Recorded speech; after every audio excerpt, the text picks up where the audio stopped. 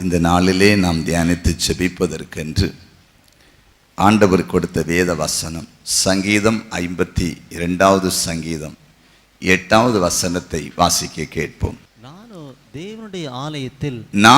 தேவனுடைய ஆலயத்தில் பச்சையான ஒலிவ மரத்தை போல் இருக்கிறேன். பச்சையான ஒலிவ மரத்தை போல் இருக்கிறேன். தேவனுடைய கிருபையை என்றென்றைக்கும் நம்பி இருக்கிறேன். தேவனுடைய கிருபையை என்றென்றைக்கும் நம்பி இருக்கிறேன்.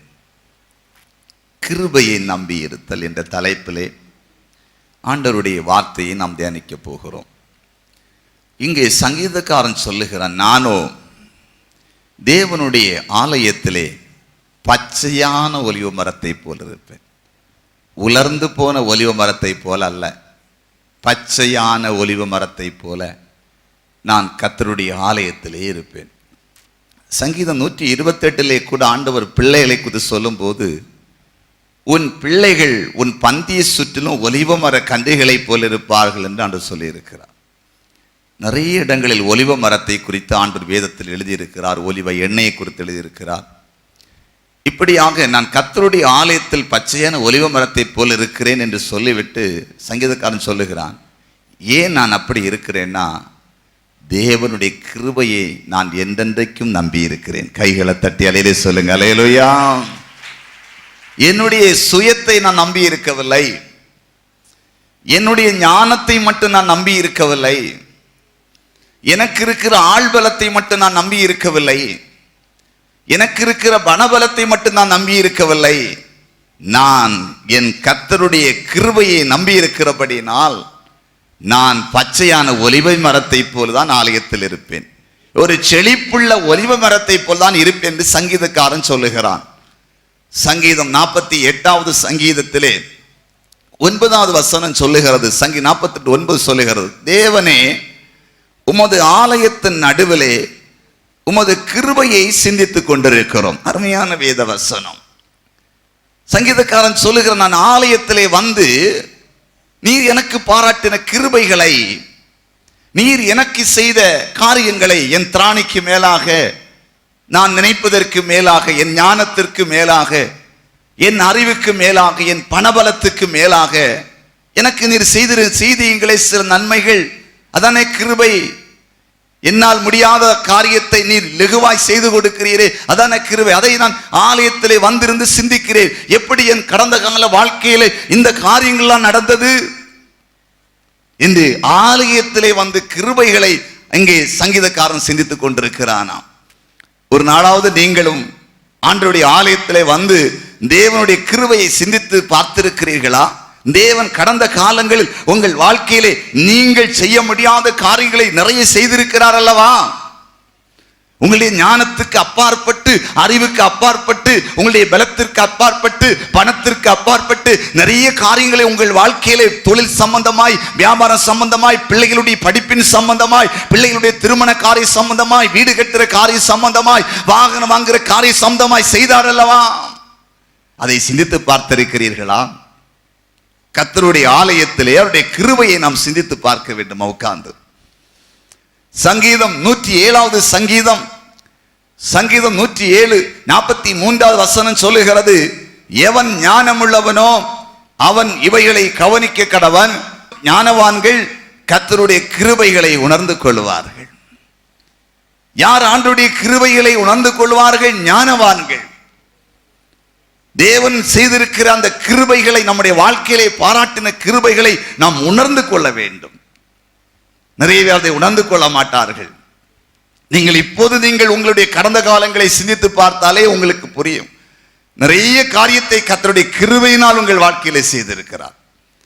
இன்னும் அது மட்டுமல்ல, சங்கீதம் 63வது சங்கீதம் 63:3வது வசனம் சொல்லுகிறது, ஜீவனை பார்க்கிலும் உமது கிருபை நல்லது. கைகளை தட்டி எல்லாரும் ஒரு அலையிலே சொல்லுங்க. மேல் மாடியில் இருக்கிறவங்க, வெளியில இருக்கிறவங்க எல்லாரும் கைகளை அடித்து ஒரு அலையிலே சொல்லுங்க, அல்லேலூயா. ஜீவனை பார்க்கிலும் உமது கிருபை நல்லது. நம்ம ஜீவனை காட்டிலும் அவருடைய கிருபை தான் நல்லதுங்க. இத்தனை காலங்களும் உங்களை சாதனைகள் என்று இருக்கலாம், உங்கள் சுயபலத்தை சார்ந்து நின்றிருக்கலாம், உங்கள் அறிவை சார்ந்து நின்றிருக்கலாம், உங்களுடைய சர்டிபிகேட்டை நீங்கள் சார்ந்து இருக்கலாம், உங்கள் மார்க் ஷீட்டை நீங்கள் சார்ந்து நின்றிருக்கலாம், உங்கள் குடும்பத்தில் இருக்கிற பெரிய ஆட்களை நம்பி இருந்திருக்கலாம். ஆனால் கர்த்தருடைய வார்த்தை சொல், ஜீவனை பார்க்கிலும் அதுக்கு மேல என்னங்க இருக்குது? ஜீவன் போச்சுன்னா எல்லாமே போச்சு. ஒரு பழமொழி சொல்லுவாங்க, பல் போனா சொல்லு போச்சுன்னு. அதே போல ஜீவன் போனா எல்லாம் போச்சு. ஜீவனுக்கு மேல ஒண்ணுமே கிடையாது. ஆனா சங்கீதக்காரன் சொல்லுகிறான், ஜீவனை காட்டிலும் உம்முடைய கிருபைதான் நல்லது. கைகளை தட்டி அலையிலே சொல்லுங்க, அல்லேலூயா. அந்த கிருபையை நீங்கள் சிந்திக்கிறவர்களாக, உணர்ந்து கொள்ளுவர்களாக, அந்த தேவ கிருபையை நம்பி இருக்கிற மக்களாக இன்று முதல் மாறுங்கள். உங்கள் வாழ்க்கையில் இதுவரையிலும் நடக்காத அநேக காரியங்கள் லகுவாய் நடப்பதை நீங்கள் பார்ப்பீர்கள். லகுவாய் உங்கள் வாழ்க்கையிலே அதிசயங்கள் நடப்பதை நீங்கள் பார்ப்பீர்கள். கர்த்தருடைய கிருபையினால் வரும் சில நன்மைகளை உங்களுக்கு வேகமாய் சுட்டிக்காட்ட விரும்புகிறேன். தேவனுடைய கிருபையினால் நம்முடைய வாழ்க்கையில் வரும் சில நன்மைகளை சுட்டிக்காட்ட போகிறேன். முதலாவது புலம்பல் 3வது அதிகாரம் 22வது வசனத்தை வாசிக்க கேட்போம். புலம்பல் 3வது அதிகாரம் 22வது வசனத்தை வாசிக்க கேட்போம்.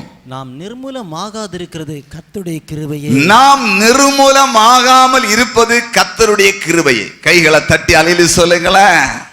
எத்தனை பலவான்கள்லாம் போயிட்டாங்க, ரொம்ப பாடி பில்ட் பண்ணி வச்சிருந்தவங்க, நல்ல எக்ஸசைஸ் பண்ணி வச்சிருந்தாங்க, பிளாக் பெல்ட் 2-3 வாங்கினவங்க, எப்பவும் 10-20 அடியாள கூட வச்சிருக்கவங்க, 50 பேர் வருவாங்க எல்லாம் போயிட்டாங்க. நான் பார்த்துருக்கிறேன். சில ஆட்கள் எல்லாம் பார்த்து நான் பார்த்தது உண்டு. நம்ம இந்த உலகத்தோடு போனாலும் அவங்க போக மாட்டாங்க போல இருக்கு, அவ்வளவு ஸ்ட்ராங்கா இருந்தவங்க. திடீர்னு ஸ்டவ்ல வந்துச்சு, ஒரு காய்ச்சல் தான் வந்துச்சு, கீழே தான் விழுந்துட்டாங்க, என்ன நடந்தனே தெரியல, சின்ன ஒரு கட்டி தான் வந்துச்சு, எல்லாமே ஆச்சுனே தெரியல, இப்படி ஆயிட்டாங்க, ஊரை விட்டு போயிட்டாங்க, குடும்பத்தை காணோம், அழிஞ்சிட்டாங்களா, மறிச்சிட்டாங்களா அப்படின்னு காண்கிறது கேட்கிறதெல்லாம் நான் பார்க்கிறேன் தேவ பிள்ளைகளே. ஆனால் கர்த்தர் இந்த உலகத்திலே நம்மை இதுவரையிலும் அழிந்து போகாமல் நிர்மூலமாகாமல் பாதுகாத்து நடத்தி கொண்டு வந்திருப்பது அவருடைய கிருபை. கைகளை தட்டி அலையில சொல்ல, அல்லேலூயா. நம்முடைய பலத்தினால் அல்ல, நம்முடைய ஞானத்தினால் அல்ல நம்ம இந்த உலகத்தில் இதுவரையில் அழியாமல் இருப்பது. சிந்தித்து பாருங்கள், உலகத்தில் நடக்கிற சம்பவங்களை சிந்தித்து பாருங்கள். இயற்கையின் சீற்றங்கள், துன்மார்க்கமான மனிதர்கள், இன்னும் கொடிய வியாதிகள், கொடிய விபத்துகளை சந்தித்துக் கொண்டிருக்கிற உலகத்திலான வாழ்ந்து கொண்டிருக்கிறோம். இந்த உலகத்திலே நாம் இதுவரையில் அழியாமல் இருப்பது எப்படி? நம்முடைய ஞானமா, நம்முடைய அறிவா, இல்லை நாம் ஒழுங்காக கவனித்து சாப்பிடுகிற சாப்பாடா, இல்லது நாம் சாப்பிட்டு கொண்டிருக்கிற மெடிசினா? ஒன்றுமே கிடையாது. ஆண்டவருடைய கிருபையினால் நீங்களும் உங்கள் குடும்பமோ உங்களை சுற்றி இருக்கிற ஜனங்களும் அழியாமல் இருக்கிறார்கள். கைகளை தட்டி அலையில சொல்லுங்க, அல்லேலூயா. சொல்லுங்களேன், உங்கள் இருதயத்தில் கை வச்சு சொல்லுங்களேன், நான் நிர்மூலமாகாமல் இருப்பது கர்த்தருடைய கிருபை தான். உன்னோட சொல்லுங்க, நான் அழிந்து போகாமல் இருப்பது கர்த்தருடைய கிருபை தான். இன்னும் உன்னோட சொல்லுங்க, நான் இதுவரையிலும் மரித்து போகாம ஜீவனோடு இருப்பது கர்த்தருடைய கிருபை தான். கைகளை தட்டி அலையில சொல்லுங்கள், அல்லேலூயா. நாம் நிர்மூலமாகாமல் இருப்பது கர்த்தருடைய கிருபையே. அவருடைய கிருபை மட்டும் இல்லைன்னா நம்ம வாழ்க்கையில வந்த சில போராட்டத்தில் சில பிரச்சனைகள் நடுவில் நாம் அழிந்திருப்போம், நிற்க முடியாது. இந்த உலகத்தை விட்டு நாம் கடந்து போயிருப்போம். ஆனால் கர்த்தருடைய கிருபை வெளிப்பட்டது, நாம் அழியாமல் இருக்கிறோம். இரண்டாவதாக கர்த்தருடைய கிருபையினால் என்ன நடைபெறுகிறதாம்? சங்கீதம் 5வது சங்கீதம் 7வது வசனத்தை வாசிக்க கேட்போம். சங்கீதம் 5:7வது வசனத்தை வாசிக்க கேட்போம். நானோ உமது மிகுந்த கிருபையினாலே உமது ஆலயத்துக்குள் பிரவேசித்து, நானோ உம்முடைய மிகுந்த கிருபையினாலே ஆலயத்துக்குள் பிரவேசித்து, உமது பரிசுத்த சன்னதிக்கு நேரே பயபக்தியுடன் பணிந்து கொள்வேன். உம்முடைய பரிசுத்த சன்னதிக்கு நேரே பயபக்தியுடன் பணிந்து கொள்வேன். அப்படின்னா நான் உம்முடைய மிகுந்த கிருபையினாலே ஆலயத்துக்குள் பிரவேசித்து. நீங்கள் எப்படி ஆலயத்துக்குள்ளே பிரவேசித்தீர்கள்? பெரிய பரிசுத்தமான இருந்தனாலயா? இல்ல நிறைய காணிக்கை கொடுத்தனாலயா? இல்ல அழகா இருக்கனாலயா? இல்ல டிகிரி வாங்கினாலயா வந்தீங்க? ஏன் உங்களை போல டிகிரி உள்ளவங்க இல்லையா வெளியே? அழகு உள்ளவங்க வேற வெளியில ஊர்ல உலகத்துல யாரும் இல்லையா? இல்ல உங்களை காட்டலாம் கோடீஸ்வரர்கள் யாரும் இல்லையா? இந்த தடவை நம்முடைய சட்டசபையே 170 கோடீஸ்வரர்களை கத்தர் வச்சிருக்கார். கைகளை தட்டி அலையில சொல்ல, அல்லேலூயா. 2 கட்சியிலுமா 170 கோடீஸ்வரர்கள் இருக்கிறாங்க. 100 கோடி, 50 கோடி, 200 கோடிக்கு சொத்து மதிப்புள்ளங்க. சுமார் 350 கோடிக்கு மதிப்பு ரெக்கார்ட் படி காட்டினவங்க எல்லாம் உள்ள இருக்காங்க. கைகளை தட்டி அலையில சொல்ல அலையில. வெளியில யாரும் இல்லையா? எல்லாரும் இருக்கிறாங்க. எல்லாரும் வந்துட்டாங்களா? சர்ச்சுக்கு வந்துட்டாங்களா? சர்ச்சுக்குள்ள போயிட்டாங்களா? பைபிளை தூக்கிட்டாங்களா? ஆண்டவருடைய கிருபையினாலே ஆலயத்திலே பிரவேசித்து இருக்கோம். அவருடைய கிருபை உங்கள் மேல வெளிப்பட்டது. அவருடைய கிருபை உங்களை கண்ணோக்கி பார்த்தது. உங்கள் ஆலயத்துக்குள்ளே பிரவேசிக்க பண்ணினார். கைகளை தட்டி அலையில சொல்ல அல்லேலூயா. எத்தனை பேர் விசுவாசிக்கிறீங்க? தேவனுடைய கிருபையினால் தான் நான் இந்த ஆலயத்திலே வந்து கர்த்தரை ஆராதிக்கணும்னு சொல்லுவாங்க. எல்லாம் கைகளை தட்டி ஆண்டவருக்கு ஒரு நன்றி செலுத்துங்களேன். தேவன் உலாவுகிற, தேவனுடைய வசனம் பிரசங்கிக்கப்படுகிற, தேவனுடைய வார்த்தை வெளிப்படுகிற, தேவன் அற்புதம் செய்கிற ஒரு ஆலயத்துக்குள்ளே சாதாரண யாரும் பிரவேசிக்க முடியாது. சாதாரண யாரும் பிரவேசிக்க முடியாது. முதல்ல பிசாசு விட மாட்டான். உங்க வாழ்க்கையிலே தெரியும். சில வேளையில் நீங்கள் இந்த ஆராதனைக்கெல்லாம் வருவதற்கு முயற்சி எடுத்த காலகட்டத்தில் ஆரம்பத்தில் நிறைய பேர் பிரச்சனையை சந்திச்சிருப்பீங்க. நானே சந்தித்திருக்கிறேன். ரட்சிக்கப்பட்ட ஆரம்பத்திலே ஆலயத்திற்கு போவதற்கு நான் காலையிலே ஒழுங்கு ஆகிக் கொண்டிருக்கும் போது, ஆயத்தமாகிக் கொண்டிருக்கும் போது ஒரு வயிற்று வலி எனக்கு வரும். அந்த காலகட்டத்தில், ரட்சிக்கப்பட்ட ஆரம்ப காலகட்டத்தில். ஆனால் அதை மீறி நான் கஷ்டத்தோடு போவேன் ஆலயத்துக்கு. கொஞ்ச நேரம் ஆலயத்தில் போய் இருக்கிறவங்க அந்த வயிற்று வலி எனக்கு இருக்கும். அதனால் அந்த போதகரிடத்தில் நடத்தின போதகரிடத்தில் இந்த காரியத்தை எனக்கு, ஏன்னா இது ஏன் நடக்குது என்னன்னெல்லாம் எனக்கு அந்த ஞானமெல்லாம் எனக்கு கிடையாது. அப்படி சொல்லேன் பாஸ்டர். ஆனால் ஒரு காரியத்தை, ஆலயத்துக்கு போகிற அன்றைக்கு தான் அந்த பிரச்சனை வருகிறது. அப்போதான் அவர் ஒரு காரியத்தை சொல்லி கொடுத்தார். முந்தின நாள் இரவு, முந்தின நாளே நாளைய தினத்தில் ஆலயத்திற்கு செல்வதற்கு எந்த தடையும் வரக்கூடாது. பிசாசு எந்த தடையும் கொண்டு வந்துடக்கூடாது. நீங்கள் ஒரு சில நிமிடங்கள் ஜெபம் பண்ணுங்கள், அற்புதம் நடக்கும் என்று சொன்னார். கைகளை தட்டி அலையில சொல்லுங்க அல்லேலூயா. ஒரே ஒரு வாரம் தான் ஜெபம் பண்ணேன். அப்படி அந்த வாரத்திலிருந்து கிளியர். அதுக்கப்புறம் அது வரவே இல்லை. புரிஞ்சுட்டீங்களா? எத்தனை பேர் தடையை சந்திச்சாலும் சொல்லுவாங்க, தடையா இருக்குது பிரதர், தடையா இருக்கு பிரதர். பரவாயில்ல அப்புறம் சொல்லிட்டு வீட்டில் தூங்கிறதா? தடையை மேற்கொள்ளணும். தேவனுடைய ஆலயத்திலே வருவதற்கு தேவன் தடை பண்ண மாட்டார், பிசாசு தடை பண்ணுகிறான். உங்களை பார்த்து கர்த்தர் சொல்லுகிறார், நீங்கள் தேவனுடைய கிருபையினால் ஆலயத்திற்குள் பிரவேசித்தீர்கள். கைகளை தட்டி அலையில சொல்லுங்க அல்லேலூயா. இதயத்தில் கை வச்சு சொல்லுங்க, விசுவாசத்தோடு அறிக்கையிடுங்க. இயேசுவே, உம்முடைய கிருபையினால்தான் இந்த ஆலயத்துக்குள்ளே நாங்கள் பிரவேசித்திருக்கிறோம். கைகளை தட்டி அலையில சொல்லுங்க அல்லேலூயா. மறக்க கூடாது, கர்த்தருடைய கிருபையினால. அடுத்ததாக கிருபையினால என்ன நடக்கிறதாம்?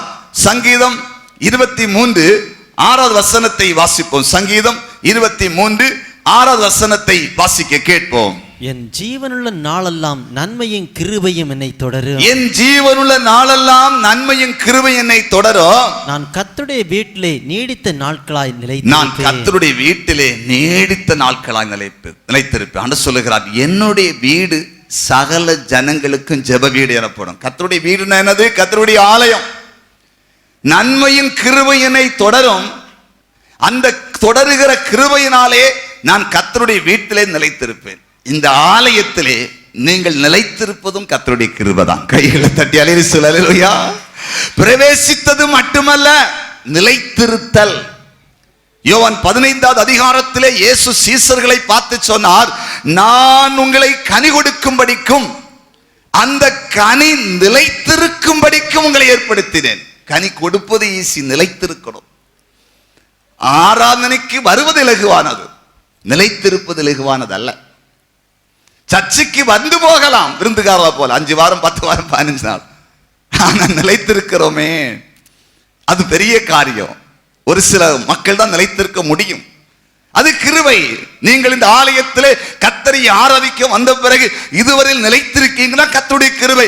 இனி இன்றைக்கு விசுவாசிங்க, நாங்க இனி நிலைத்து தான் இருப்போம். கைகளை தட்டி அலையில சொல்ல அல்லேலூயா. இதயத்துல கை வச்சு சொல்லுங்க பாப்போம், ஆண்டவரே, இந்த ஆலயத்துல இதுவரையிலும் நாங்க நிலைத்திருப்பது உம்முடைய கிருபை தான். இது நான் சொல்லுங்க, ஆண்டவரே, உம்முடைய கிருபையினால உம்முடைய வருகை மட்டும் இந்த ஆலயத்துல நிலைத்திருந்து நாங்கள் உம்மை ஆராதிப்போம். கைகளை தட்டியாலே சொல்ல, விசுவாச அறிக்கையிட்டாச்சு, ஒன்னும் பிசாசு தொட முடியாது. கைகளை தட்டியாலே சொல்லுங்க அல்லேலூயா. கர்த்தருடைய ஆலயத்தில் நிலைத்திருப்பது தேவனுடைய கிருபை. நன்மையின் கிருபை என்னை தொடருகிறது, நான் கர்த்தருடைய வீட்டில் அதனால் நிலைத்திருப்பேன். தேவனுடைய கிருபை என்னை தொடருகிறது, நான் நிலைத்திருப்பேன். ஊழியத்தின் ஆரம்பத்திலே, நான் ரட்சிக்கப்பட்ட ஆரம்பத்தில் எனக்கு ஆவிக்குரிய ஆலோசனை கொடுப்பதற்கு அப்படிப்பட்ட மக்களை எல்லாம் தேடிக்கொண்டே இருப்பேன். நான் தூத்துக்குடி பட்டணத்திலே வேலை செய்து கொண்டிருக்கும் போது மதியம் 1 மணி நேரம் எனக்கு அந்த லஞ்ச் பிரேக் இருக்கும். அந்த நேரத்தில் வேதத்தை எடுத்துக்கொண்டு ஒரு இடத்துல ஒரு கூலிங் வாட்டர் டவர் உண்டு. அந்த இடத்துல ஏசி மாதிரி அதாவது சுடு தண்ணி போற பைப்பெல்லாம் கூல் பண்றதுக்குன்னு ஒரு பெரிய டவர் வச்சிருப்பாங்க. அதுக்கு பக்கத்துல பாட்டத்துல நல்ல சிமெண்ட் போட்டு அழகா வச்சிருப்பாங்க. அதுல போய் உட்கார்ந்தா ஏசி மாதிரி இருக்கும். மற்ற சூடு காலம் தூத்துக்குடி அதிகமா சூடா இருக்கும். அதுக்குள்ள போகும்போது இன்னும் ஒரு சிலர் பைபிளை கொண்டு உள்ள வருவாங்க. கத்தோலிக்க மதத்தில் ரட்சிக்கப்பட்டவங்க, இந்து மார்க்கத்தில் ரட்சிக்கப்பட்டவங்க உள்ள வருவாங்க.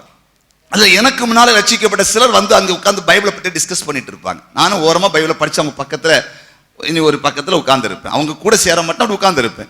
ஆனா என்ன கூப்பிட்டு சில நாள் விசாரிச்சிருக்காங்க. அப்புறம் அறிமுகமாயிட்டாங்க. அப்போ என்ன சொல்லுவாங்க, தம்பி நிறைய ஊழியக்காரங்கெல்லாம் ஊழியம் ஆரம்பிச்சாங்க, 3 வருஷம் 5 வருஷம் 10 வருஷத்துலாம் போயிட்டாங்க. அதனால ஊழியம் எல்லாம் செய்யறதெல்லாம் ரொம்ப இதெல்லாம் அப்படின்னு, அதாவது ஊழியத்தை விட்டு பின்மாறினவங்க, விழுந்தவங்க, அந்த சரித்திரத்தை அதிகமா டிஸ்கஸ் பண்ணுவாங்க. அதனால அதை டிஸ்கஸ் பண்ணி நம்ம அப்படி இருக்கக்கூடாது, நல்லவங்கள இருக்குன்னு சொல்ல மாட்டாங்க. சார் நம்ம என்ன எப்படி செய்ய முடியும், உங்களை புரிஞ்சுட்டீங்களா? இப்படிதான் பேசிக் கொண்டிருப்பாங்க. ஆனால் அந்த கூட்டத்தை சேருவதையே நான் விட்டேன். எனக்குள்ள ஒரு விசுவாசம், என்னை முடிவு பரிந்தும் கர்த்தர் நடத்துவார். கைகளை தட்டி அல்லேலூயா. முடிவு பரிந்த ஊழியத்துக்கு அழைத்த தேவன் கடைசி மட்டும் அவர் நடத்துவார். நல்லா புரிந்து கொண்டீர்களா? நான் உங்களுக்கு சொல்லுகிறேன், கிறிஸ்துக்குள்ளே நிலைத்திருப்பதும், கிறிஸ்துவுக்காக ஓடுவதும், ஆலயத்தில் நிலைத்திருந்து ஆராதிப்பதும் அவருடைய கிருபை. எத்தனை பேர் விசுவாசிக்கிறீங்க? கைகளை தட்டி ஒரு அல்லேலூயா சொல்லுங்க. அல்லேலூயா. அடுத்ததாக அவருடைய கிருபை என்ன செய்கிறது? சங்கீதம் 138 2வது வசனத்தை வாசிக்க கேட்போம். சங்கீதம் 138 2வது வசனத்தை வாசிக்க கேட்போம். உமது பரிசுத்த ஆலயத்திற்கு நேராக நான் பணிந்து, உம்முடைய பரிசுத்த ஆலயத்திற்கு நேராக நான் பணிந்து, உமது கிருபையின் நிமித்தமும், உம்முடைய கிருபையின் நிமித்தமும், உமது உண்மையின் நிமித்தமும், உம்முடைய உண்மையின் நிமித்தமும், உமது நாமத்தை துதிப்பேன். உம்முடைய நாமத்தை துதிப்பேன். உம்முடைய கிருபை நிமித்தம் உண்மை நிமித்தமும் துதிப்பேன். அப்படின்னா கர்த்தரை நாம் துதிப்பதும் அவருடைய கிருபை தான். கைகளை தட்டி அல்லேலூயா சொல்லுங்களேன். எத்தனை பேர் ஆண்டவரை துதிக்கிறதே இல்லை, எப்பவுமே ஆண்டவரை குறை சொல்லிட்டு தான் இருக்காங்க. உண்மைதானே? நிறைய பேர் குறை சொல்லிட்டு தான் இருக்காங்க. நாட்களிலே ஒரு வாலிப மகளும் ஒரு தகப்பன் தாய் என்னை சந்தித்தார்கள். அவர்கள் பாரம்பரியமாய் ஆவிக்குரியவர்களாக ஒரு ஆராதனையில் கலந்து கொள்வர்கள், நம்மை நேசிக்கிறவர்கள். ஆனால் வரும்போது அந்த வாலிப மகள் சொன்னால், அடிக்கடி எங்கள் குடும்பம் கர்த்தரை குறை சொல்லுகிற குடும்பமாக இருக்கிறது, கர்த்தரை முறுமுறுக்கிற குடும்பமாக இருக்கிறது. நான் அப்பொழுதுதான் சொன்னேன், எல்லா நிலையிலும் கர்த்தரை துதிக்க பழகுங்கள். யோபு சொல்லும்போது, யோபு 1 அதிகாரத்திலே கர்த்தர் கொடுத்தார், கர்த்தர் எடுத்தார், கர்த்தருடைய பரிசுத்த நாமத்திற்கு ஸ்தோத்திரம். 10 பிள்ளைகளும் மரித்த செய்தி வரும்போது சொல்லுகிறார். யார் அப்படி சொல்ல முடியும்?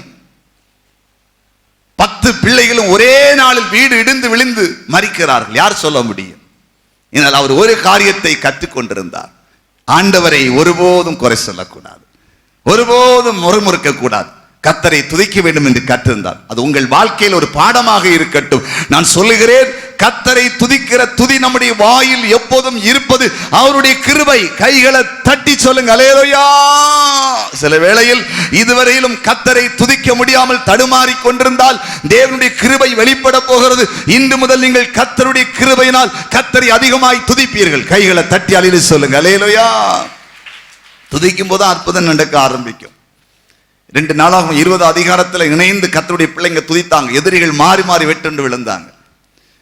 அப்போ 16 அதிகாரத்தில் பவுலும் சீலாவும் துதித்து பாடினார்கள். சிறைச்சாலை அஸ்திபாரம் அசைந்தது, கதவுகள் எல்லாம் திறந்தது, கட்டுகள் எல்லாம் உடைக்கப்பட்டது. 2 நாளாகும் 5வது அதிகாரம் 13 14 கர்த்தர் நல்லவருடைய கிருபை என்றும் என்று கர்த்தரை துதித்தார்கள். கர்த்தருடைய ஆலயத்திலே கர்த்தருடைய மகிமை மேகமாய் இறங்கினது. துதிக்கு வல்லமை உண்டு. ஜெபிக்க கூட தெரியாம இருக்கலாம். இங்க துதித்து பாருங்களேன். துதிக்கும் போதுதான் கட்டு உடையும். ஜெபிக்கும் போதெல்லாம் அதுக்கு பிறகுதான் கிரியை நடப்பிக்கப்படும். முதல்ல துதிதான். அதாவது மோசே யோசுவா, முதல்ல மோசே இஸ்ரவேல் ஜனங்கள் வழி நடத்தினார். அப்புறம் யோசுவா 2 பேரும் மரிச்சாச்சு. முதல்ல மோசே மரித்த உடனே, மரிக்க முன்னால இவன் மேல பொறுப்பு வருது. யோசுவா மரித்த உடனே எல்லாரும் கேட்கிறாங்க, இனி அடுத்து யார் போறது? முன்னால நியாயாதிபதிகள் புஸ்தகம் 1 அதிகாரத்தை வீட்டில் வாசித்து பாருங்கள். யூதா முன் செல்ல கடவன். இஸ்ரவேல் கோத்திரத்திலே 12 கோத்திரம் இருந்தது. அதிலே ஒரு கோத்திரம் யூதா. அந்த யூதா கோத்திரம் முன்னால போட்டு துதி. யூதா என்றாலே, யூதா பிறந்த போது தன் தாய் கர்த்தரை துதிப்பேன் என்று சொல்லி யூதா என்று பெயரிட்டாள். யூதா என்றால் துதி, அதான் அதுக்கு அர்த்தம். முதல்ல துதி போகட்டும் என்று சொன்னார்கள். அப்ப மோசே யோசுவாய்க்கு பின்பாக இஸ்ரவேல் ஜனங்களுக்கு முன்பாக துதி போனது. முன்பாக துதி போகணும். எல்லாத்திலும் முதல்ல துதி தான் இருக்கணும். ஜெபத்து முன்னால துதி. எல்லாவற்றிலும் கர்த்தருக்கு நன்றி செலுத்தி துதிக்கிற இருதயம் இருக்க வேண்டும். அது இருக்கும்போது ஆசீர்வாதம். நிறைவேறுக்கு அது இருக்காது. அதனால உள்ளமே இருளடைஞ்சு பாழா போய் கிடக்கும். துதிக்கிறதுக்கு தெரியாதல்ல, ஜெபிக்க தெரியும், துதிக்க தெரியாது. துதிப்பது என்று நன்றி சொல்லி துதிப்பது. நம்மை உயிரோடு வைத்திருப்பதனால உலகத்தில் படைப்புகளை பார்த்து நம்மை நடத்துகிற காரியத்தை பார்த்து துதிக்கும் போது உள்ள மகிழ்ச்சி அடைந்து கர்த்தரை மகிழ பண்ணுகிறோம். ஆனா இதை விட்டுட்டு எப்போதும் வேணும் வேணும் வேணும் ஜெபத்துக்குள்ளே போய்விடும். ஜெபம் அவசியம், ஆனால் ஜெபத்துக்கு முன்பாக துதி முன்னால போனோம். கைகளை தட்டி அல்லேலூயா சொல்லுங்க. அல்லேலூயா. நீங்கள் தேவனுடைய சமூகத்தில் செல்லும் போதெல்லாம் முதலாவது துதிக்க வேண்டும். உங்களை நடத்தி வந்த பாதைகளை நினைத்து, உங்களுக்கு செய்த அற்புதத்தை நினைத்து, உங்களுக்கு தந்த வேலை வாய்ப்புகள், தொழில் வாய்ப்புகள், பண கஷ்டங்கள் மாறினது, நோய் சுகமானது, பிள்ளைகளுக்கு தந்த படிப்பு ஆசீர்வாதம் எங்க இருந்தோம் இப்ப எங்க கொண்டு வந்திருக்கிறார். நாட்களே ஒரு குடும்பத்தை நான் சந்தித்தேன். அந்த வீடு வேலை ஆரம்பிப்புக்கு சென்றிருந்தேன். சுமார் 1.5 மாதத்துக்குள்ளே வீடை கட்டி முடிச்சிட்டாங்க. ஒரு சீட்டு தான் போட்டிருக்க, இருந்தாலும் அவங்க திராணித்தக்கதான் முடிச்சிருக்காங்க. அந்த வீடு வேலை ஆரம்பிக்கும் போது அந்த சகோதரின் பிள்ளைகளும் புருஷன் இருந்தாங்க. சொன்னாங்க, 9 வீடு மாறினோம், வாடகை வீடு. அவதிக்கு மேல் அவதிப்பட்டோம். சர்ச்சுக்கு வந்து 2 சென்ட் இடத்தை ஆண்டவர் தருவதற்கு ஜெபம் பண்ணோம். 5 சென்ட் இடத்தை கொடுத்தார். அழகான இடம். அந்த பிளாட் அழகான பிளாட், நல்ல ஸ்கொயர் பிளாட் ரோடு சைடில். இன்றைக்கு இருக்கிற விலைவாசிக்கு ரொம்ப குறைவா அவங்களுக்கு கிடைச்சது. அதான் பெரிய காரியம். குறைவா கிடைத்தது. அதுல கிணறு வெட்டியிருக்க, கிணத்துல பயங்கர தண்ணி, 30 அடியிலே பயங்கர தண்ணி, எல்லா ஆசீர்வாதம். அந்த வீட்டில் போய் வீட பிரேச பயங்கர மழை. கடந்த திங்கட்கிழமை செவ்வாய்க்கிழமை 12:30 மணிக்கு சரியான மழை. 12:30 மணி டைம் கொடுத்துருந்தேன். ஏன்னா முந்த நாள் முழுவதும் ஜெபம். அதனால ஒரு 10 மணிக்கு எழும்பி ஆயத்தமாகி 12 மணிக்கு அங்கே 12:30 கரெக்டாக 12:25 போயிட்டேன். ஆயத்தமா பிரியாணி எல்லாம் ரெடி பண்ணி ஒரு ஃபேமிலியில் 100 பேருக்கு சொல்லியிருக்காங்க. எல்லாம் அழகா வச்சிருந்தாங்க. ஆனா அவங்க சொன்ன காரியம், நாங்க இப்படி இருப்பேன்னு நினைக்கவே இல்லை. சர்ச்சுக்கு வந்தனால தான் ஏசப்பா எங்களுக்கு இதெல்லாம் செய்தார். கைகளை தட்டியாலே சொல்லுங்க. பாஸ்டர் 9 வீடு அலைந்தோம். 9 வீடு, ஒரு சென்ட் இடம் இல்லாம அலைஞ்சோம். கர்த்தர் நிலைவரப்படுத்தி இருக்கிறார். உங்க வாழ்க்கையில சிந்திச்சு பாருங்களேன், எத்தனை காரியம் செய்திருக்க. அதெல்லாம் உடனே போட்டு மூடிறதா? உடனே மண்ணை போட்டு நாட்டம் அடிக்கிறத மூடி போடுற மாதிரி மூடுறதா? நாறுறத மூடலாம், மணக்கிறத மேல வைக்கலாம்ல, நன்மையை மேல கொண்டு வரலாம்ல. நாட்டத்தை தூக்கி தூர போடுங்க. எத்தனை நன்மை செய்திருக்கிறார், எவ்வளவு அதிசயம் செய்தார், எத்தனை வியாதிகளை குணமாக்கினார். நாட்களே ஒரு சகோதரன் சகோதரிக்கு வந்திருக்காங்க ஆலயத்தில். நான் உங்களை அதுக்குன்னு டைரக்டா பார்த்ததுல கூடத்து வருவாங்களாம், ஆராதனைக்கு ஒழுங்கா வராங்க. அவர் என்ன சொன்னாருன்னா, ஒரு ஆட்டோ தான் பிரதர் நான் ஓட்டிட்டு இருக்கிறேன். ஆனா அவருக்கு 1.5 வருஷமா ஒரு நெஞ்சு கரிப்பு, நெஞ்சுக்குள்ள என்ன சாப்பிட்டாலும் அவளை கஷ்டப்படுத்திட்டு இருக்கோம். எவ்வளோ டாக்டர் சந்திச்சிருக்கான், விடுதலை இல்லையா. இந்த கூட்டத்தில் வந்து ஒரு நாள் ஜெபம் பண்ணாராம், சுகம் ஆயிடுச்சுதான். அப்புறம் அவர் என்ன சொல்றாருன்னா, அதுக்கு அப்புறமா நான் ஒரு வயசான ஆளு, உங்களுக்கு ஞாபகம் இருக்கும், தூக்கிட்டு வந்தாங்க ஒரு நாள் சுகம் இல்லாம, நீங்க கை வச்சு ஜெபம் பண்ணி விட்டு அவரு சுகம். இப்போ உங்களை பார்த்து நன்றி செலுத்தி ஒரு பொருத்தனை காணிக்கையும் செலுத்தணும்னு இருக்கிறாங்க சொல்லியிருக்காங்கன்னு சொன்னாங்க. அடுத்து அவர் இன்னொரு கார் சொல்லாரு, ஒரு ஆட்டோ தான் ஓட்டுறோம், இப்ப ஒரு கார் வாங்குறதுக்கு, ஏன்னா நம்ம ஸ்கூல் ஓட்டெல்லாம் இருக்குது, அந்த ஆட்டோவில் கொண்டு போறதுலாம் இப்ப சேஃப்டி இல்லை.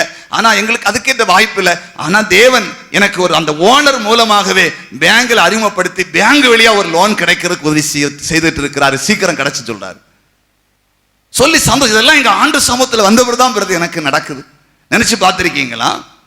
50,000 ரூபாய்க்கு, சில நேரத்தில் 1000 ரூபாய்க்காக, 100 ரூபாய்க்கு எவ்வளவு கஷ்டப்பட்டு இருப்பீங்க. சில நேரத்தில் நீங்க எல்லாம் மீன் வாங்க முடியாம கஷ்டப்பட்டு, சில நேரத்தில் 10 பேர்கிட்ட நீங்க போய் கூட 10 ரூபாய் கிடைச்சிருக்காது. சில நேரத்தில் லெகுவா காரியத்தை உங்களுக்கு கத்த சாட்சி கொடுத்திருக்காரு. எவ்வளவு ஆண்டு கிருபை பாராட்டி நன்றி செலுத்தி இருக்கீங்களா? நிறைய நினைச்சிட்டு இருக்காங்க, ஏதோ பெரிய மாடி வீடும், பெரிய காரும், பெரிய பங்களாவும், பாக்கெட்ல இப்போ 1 லட்சம் இருக்குதான் பெரிய ஆசீர்வாதமா? அதுதான் பெரிய நன்மையா? அவங்க கடந்த கால வாழ்க்கையில எத்தனை எத்தனை எத்தனை காரியத்தில் ஒவ்வொரு பகுதியிலும் செய்தார். அன்னு தினமும் காலையிலிருந்து இரவு வரையிலும் செய்தார்.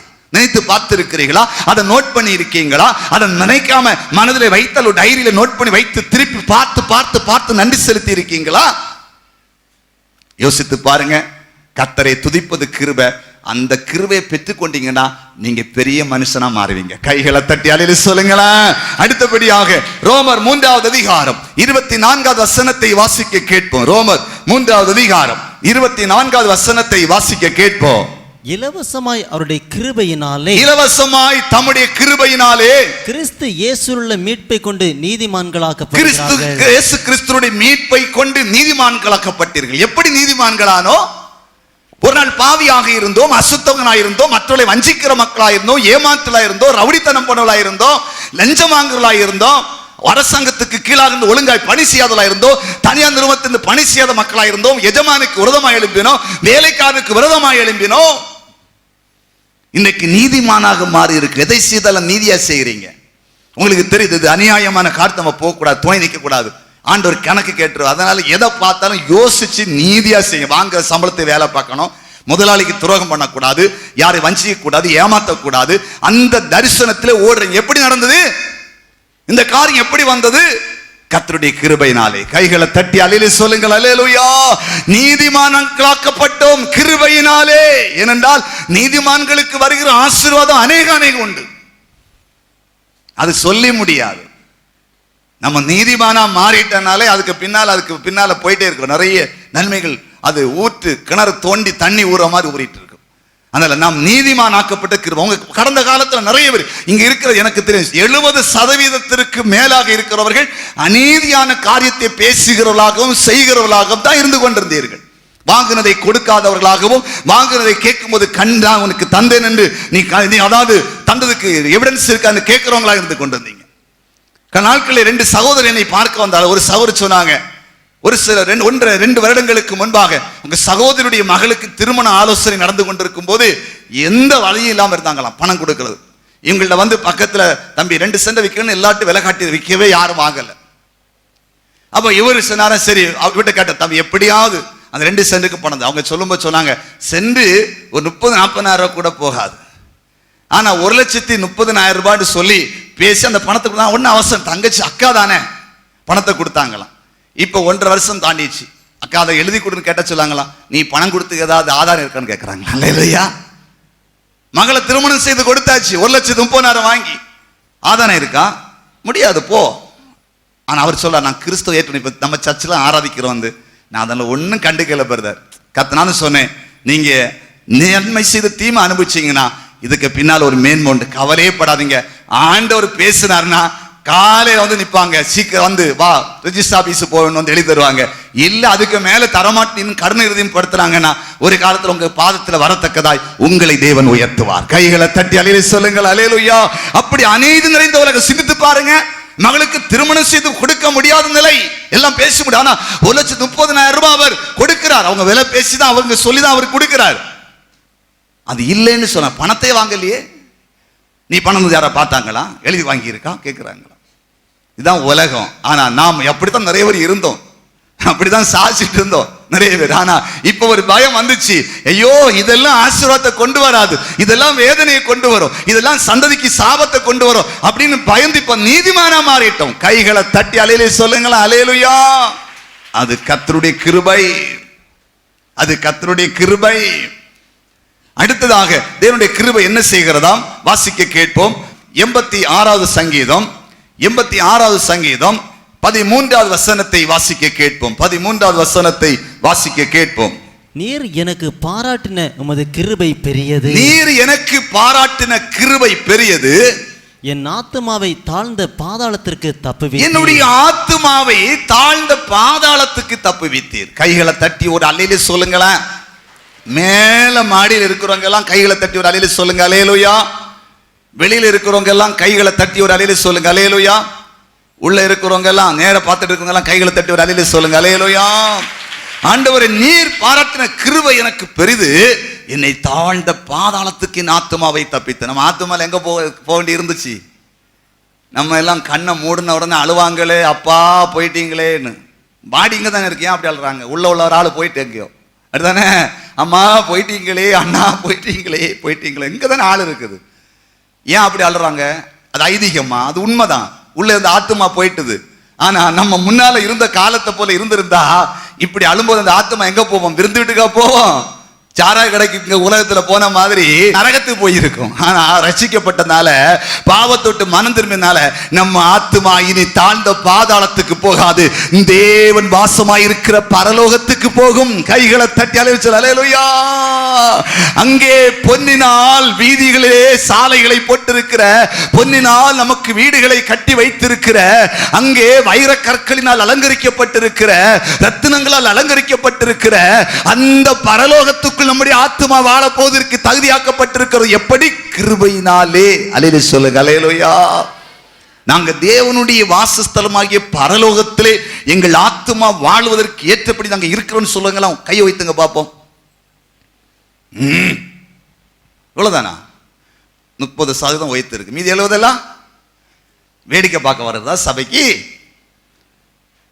எப்ப கண்ணை மூடினாலும் நேர தேவ சமூகத்தில் போகணும். ஏசு எப்போ வரான்னு சொல்ல முடியாது. திருடனா போல வருவார். எப்படி வருவார்? திருடன் லெட்டர் போட்டு வருவான். ஏதாவது வீட்டு லெட்டர் போட்டிருக்கான், நான் 12 மணிக்கு வருவேன், கதவெல்லாம் திறந்து வச்சு விழுங்க, பீர சாவியெல்லாம் எடுத்து வச்சுருங்க, வந்தோன்னே என்ன வீட்டு எனக்கு போனோம்.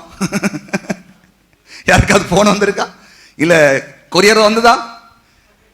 வருகிற மே மாதம் 31ஆம் தேதி உங்கள் வீட்டுக்கு 12 மணிக்கு விஷ் பண்ண வரேன், தயவு செய்து எனக்கு நேரத்தை வேஸ்ட் பண்ண 5-6 வீட்டுக்கு போனோம், அதனால வீடை திறந்து சாவியெல்லாம் புரளி வச்சு நில்லுங்க. வந்திருக்கா? வந்தா விடுவியலா? எல்லா அதிரடிப்படையும் அங்கதான், உங்க வீட்டு முன்னதான் எல்லா போலீஸ் எல்லாம் அங்கதான் இருக்கும். ஆண்டவர் அப்படித்தான் வரப்போறாரு. திருடனை போல. திருடன் அல்ல, திருடன் எப்படி வருவான் அப்படி சொல்லாம வருவார். கைகளை தட்டி அலையில சொல்லுங்களேன். அதற்கு நாம் ஆயத்தமாக இருக்க வேண்டும். பாவத்தை விட்டு மனம் திரும்ப வேண்டும், ஞானஸ்நானம் எடுக்க வேண்டும், பரிசுத்த அபிஷேகம் பெற வேண்டும், ஆத்துமாதாயம் செய்ய வேண்டும், இந்த உலகத்திலே கனி கொடுக்கிற வாழ்க்கை வாழ வேண்டும். அப்படி வாழ்ந்தால் நம்முடைய ஆத்துமா தாழ்ந்த பாதாளத்துக்கு தப்பு வைக்கப்பட்டு பரலோகத்துக்குள்ளே பிரவேசிக்கும். அல்லேலூயா சொல்லுங்களா. அல்லேலூயா. ஒரு கல்லில் 2 மாங்காய், அதான் கிறிஸ்தவ வாழ்க்கை. ஒரு அடி அடிக்கும் போது இந்த உலகத்திலையும் ஆசீர்வாதம், அடுத்த பக்கம் பரலோகத்துக்குள்ளேயும் போயிடும். கைகளை தட்டி அல்லேலூயா சொல்ல. டபுள் ஆசீர்வாதம். இது நமக்கு தான் கிடைக்குது, வேற யாரும் கிடைக்காது. வேற எல்லாம் உலகத்துல போய் என்னென்னமோ சம்பாதிச்சு கொண்டு வந்துருவான், அழிஞ்சா நேரம் மறிச்சனா நரகத்துக்கு போயிடுவான். ஆனா நமக்கு 2 மடங்கு ஆசீர்வாதம் உலகத்துல ஒன்று, பரலோகத்தில் ஒன்று வச்சிருக்கிறார். கைகளை தட்டி அல்லேலூயா சொல்லுங்களேன். அடுத்தபடியாக பாருங்க, 2 கொரிந்தியர் 8வது அதிகாரம், 2 கொரிந்தியர் 8வது அதிகாரம் 1-2 வசனத்தை வாசிக்க கேட்போம். அன்றியும் சகோதரரே, பாருங்க கிருபை நடக்கிறார்கள். அன்றியும் சகோதரரே, மக்கதோனிய நாட்டு சபைகளுக்கு தேவன் அளித்த கிருபையை உங்களுக்கு அறிவிக்கிறோம். மக்கதோனிய நாட்டு சபைக்கு தேவன் அளித்த கிருபையை உங்களை அறிவிக்கிறோம். நல்லா கேளுங்க, காதுள்ளவங்க கேட்கணும். காது இருக்கா? ஒன்னு கிணிக்கி விடுங்களாம், காதை கம்மலையாவது ஆட்டி விடுங்க. ஆம்பளை இப்ப கடுக்க வச்சவன ஆட்டி விடுங்க காதை. கேக்குதா?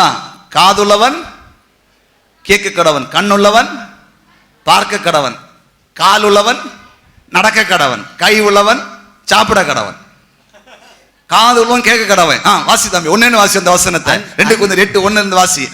அன்றியும் சகோதரரே, அன்றியும் சகோதரரே, மக்கதோனிய நாட்டு சபைகளுக்கு தேவன் அளித்த கிருபையை உங்களுக்கு அறிவிக்கிறோம். தேவன் அளித்த கிருபையை நாங்கள் உங்களுக்கு அறிவிக்கிறோம். கிருபையை அறிவிக்கிறோம். அவர்கள் மிகுந்த உபத்திரவத்தினாலே சோதிக்கப்படுகையில் கொடிய தரித்திரம் உடையவர்களாய் இருந்தோம் தங்கள் பரிபூர்ண சந்தோஷத்தினாலே மிகுந்த உதாரத்துவமாய் கொடுத்தார்கள். நல்லா கொடுத்தாங்களாம். உபத்திரம் தரித்திரம் போன வாரம் தான் பிரசங்கம் கேட்டோம். தரித்திரத்தை உபத்தை எப்படி கொடுக்கணும், இங்க கிருபையினால கொடுத்தாங்களாம். கொடுக்கிறதுக்கு கர்த்தர் கிருபை. எல்லாரும் கொடுக்க முடியுமா? அதில் ஒன்றை புரிந்து கொள்ளுங்கள், தேவனுக்கு கொடுப்பது கர்த்தருடைய கிருபை. ஆண்டவருக்கு கொடுக்க கொடுக்க கொடுக்க தேவன் சில காரியத்தில் உடனடியாக நன்மை செய்கிறார், சில காரியத்தில் பின்னாட்களில் நன்மை செய்கிறார். ஆனால் சில குடும்பங்கள் நான் பார்த்திருக்கிறேன், தேவன் ஆசீர்வதித்தும் கர்த்தருக்கு கொடுப்பதற்கு கையை திறக்காத குடும்பங்களை பார்த்திருக்கிறேன். ஆவியிலே உணர்ந்து வேதனைப்பட்டிருக்கிறேன். அந்த குடும்பங்கள் தேவனால் சிட்சிக்கப்படாமல் இருப்பதற்காக தரப்பில் நின்று ஜெபித்திருக்கிறேன். கைகளை தட்டி அல்லேலூயா சொல்லுங்க. அல்லேலூயா. அப்ப மக்கதோனிய நாட்டு சபைக்கு ஒரு கிருபை கிடைச்சிச்சு. தரித்திரத்தில உபத்திரவத்திலும் உதாரத்துவமாய் கொடுத்தார்கள். கொடுக்கிற மனசை உருவாக்குங்க, கொடுக்கிற மனசை உருவாக்க. சபையை எல்லாவற்றிலும் சபை வளருகிறது. திருச்சபையின் குடும்பங்களே சரியாய் கர்த்தருக்கு கொடுப்பதற்கு, தேவன் கொடுக்கிற நன்மையில் எவ்வளவானாலும் சரி சரியாய் கொடுப்பதற்கு உங்கள் இருதயத்தை திருப்புங்கள். தேவன் உங்களை ஆசீர்வதிப்பார். கைகளை தட்டி அல்லேலூயா சொல்லுங்க. அல்லேலூயா. கடைசியாக எபேசியர் 3வது அதிகாரம் 7வது வசனத்தை வாசிக்க கேட்போம். கிருபையினால் என்ன நடக்கிறது? எபேசியர் 3:7 வாசிப்போம். தேவனுடைய பலத்த சத்துவத்தால் எனக்கு அளிக்கப்பட்ட வரமாகிய, தேவனுடைய பலத்த சத்துவத்தால் எனக்கு அளிக்கப்பட்ட வரமாகிய அவருடைய கிருபையினாலே, அவருடைய கிருபையினாலே இந்த சுவிசேஷத்துக்கு ஊழியக்காரனானே. போதகம் தானே, உங்க ஆவிக்குரிய அப்பா தானே, வயசு குறைவா இருக்கலாம், உண்மையிலே எங்க ஆவிக்குரிய அப்பா தானே சொல்லுங்களேன், கை வைத்துங்க பார்ப்போம். இப்ப அப்பான்னு கூப்பிடாங்க, கொஞ்ச காலம் போட்டாலே அண்ணான்னு கூப்பிடுங்க, பிரதர்னு கூப்பிடுங்க, இல்லை பாஸ்டர்னு கூப்பிடுங்க. இப்ப அப்பான்னு விழிச்சிடாங்க, கொஞ்சம் காலம் போட்டு கைகளை தட்டி அலையில சொல்லுங்க, அலையிலையா. சரி பாருங்க, அந்த வசனத்தை ஒண்ணு கூட வாசி. எபேசியர் 3:7 வாசிப்போம்.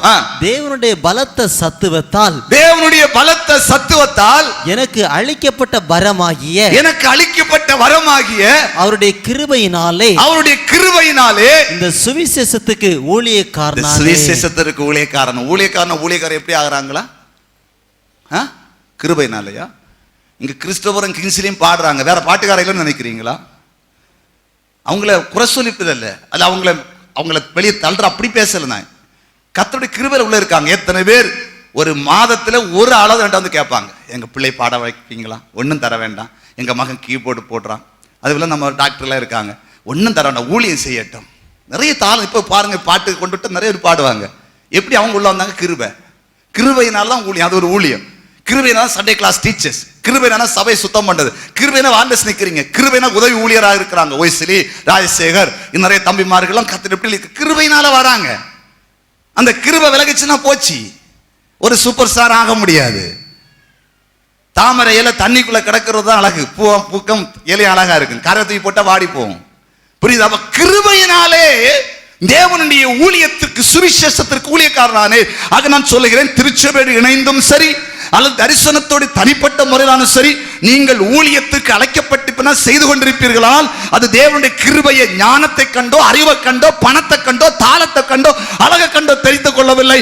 கர்த்தருடைய கிருபை நம்மை தெரிந்து கொண்டது. கைகளை தட்டி அலையில சொல்லுங்க. இந்த மேல் நின்று ஒரு ஊழியக்காரன் பிரசங்கிப்பது என்னுடைய அறிவோ தாளந்தோ குடும்பத்தின் காரியமோ இல்லை, தேவ கிருபை என் மேல் வெளிப்பட்டது. கைகளை தட்டி அலையில சொல்லுங்க. அல்லேலூயா.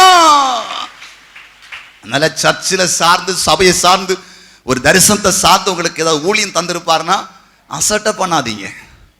எல்லாருக்கும் ஊழியம் கிடைக்காது. ஊழியம் கடவுளுடைய பணி, மறந்துடாதீங்க. உலக பணியில ஏமாத்திடலாம், கணக்கெல்லாம் எழுதி மாத்திடலாம், இன்னும் வெட்டி குத்தி நாளா மாத்திடலாம்.